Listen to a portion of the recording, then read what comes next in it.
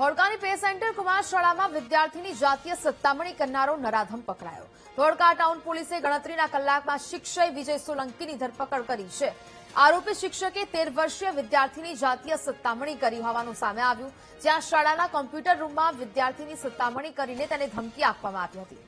મામલો સામે આવ્યા પછી વાલીઓએ સ્કૂલમાં જઈને હોબાળો કરતા સમગ્ર મામલો સામે આવ્યો। જો કે હવે પોલીસે સમગ્ર મામલે કાર્યવાહી શરૂ કરી છે।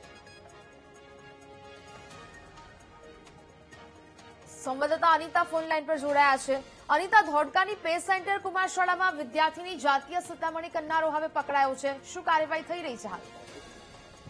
જે ખાસો જે પ્રકારે શિક્ષણ ક્ષેત્રે હચમચાવી દેનારા કિસ્સો જે ધોળકા ટાઉન પોલીસ સ્ટેશનની હદમાં સામે આવ્યો છે, જેમાં એક શિક્ષક દ્વારા 13 વર્ષના જે બાળક સાથે શારીરિક અડપલા કરીને જે પ્રકારનું કૃત્ય આચર્યું હતું તે મામલે તેની વિરુદ્ધ ગુનો દાખલ કરીને પોલીસ દ્વારા ધરપકડ કરવામાં આવી છે। આ જે શિક્ષક છે વિજય સોલંકી, તે 49 વર્ષનો છે અને તેણે જે બાળકને બદ ઇરાદાથી તેને કોમ્પ્યુટર રૂમમાં ચાવી લઈને બહાને બોલાવ્યો હતો અને ત્યારબાદ તેની સાથે અશ્લીલ જે વિકૃતાઈ બતાવી હતી।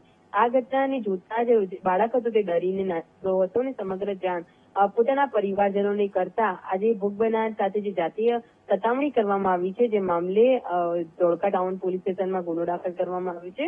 પકડાયેલો જે શિક્ષક છે વિજય સોલંકી છેલ્લા 4 વર્ષથી આજે શાળા છે કુમાર શાળા નંબર 4 ત્યાં ફરજ બજાવતો હતો અને 25 વર્ષથી તે શિક્ષક તરીકે નોકરી કરતો હોવાનું સામે આવ્યું છે। હાલ તો સમગ્ર મામલે પોલીસે આરોપીની ધરપકડ કરી છે અને વધુ તપાસ હાથ ધરી છે। બિલકુલ અનિતા, જાણકારી બદલ આભાર।